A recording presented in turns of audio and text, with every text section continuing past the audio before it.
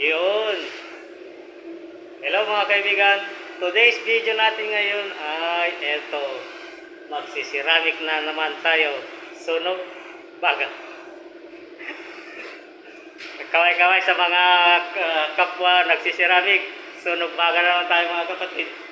So eto, yung ginawa ko kanina ay pagkatapos ng bating ko, binaping ko lahat yan. Yan. Tapos na. Binaping ko lahat ito. So makintab na.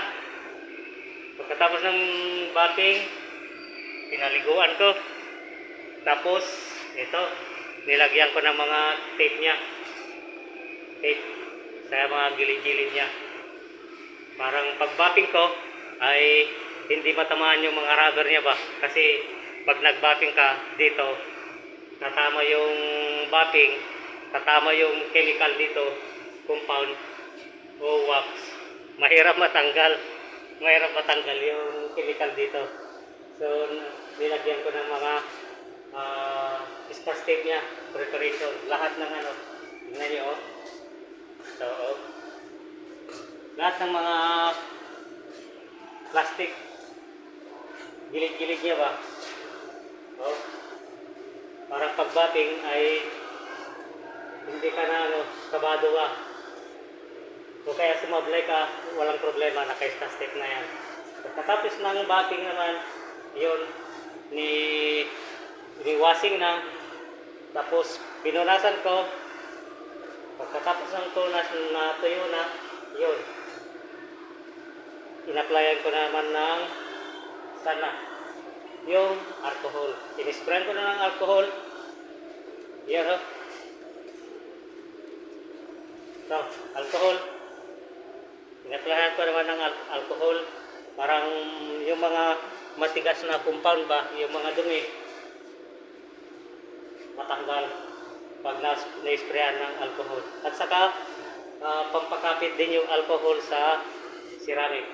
Pagkatapos ng punas ng alcohol, yun, pwede ka na mag-apply ng ceramic. Ganito. Yan, diba? Punas ka na ng ceramic.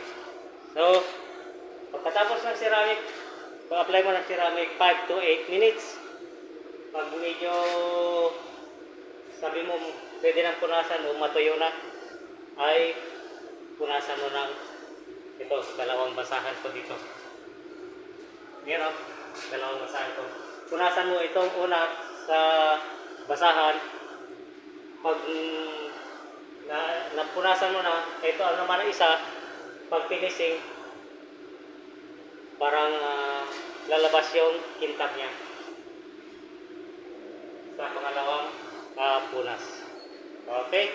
Ganyan. Sa mga gustong mag-ceramic ng iyong motor, big bike, or kaya sasakyan, ay ganun lang ang preparation mga kaibigan.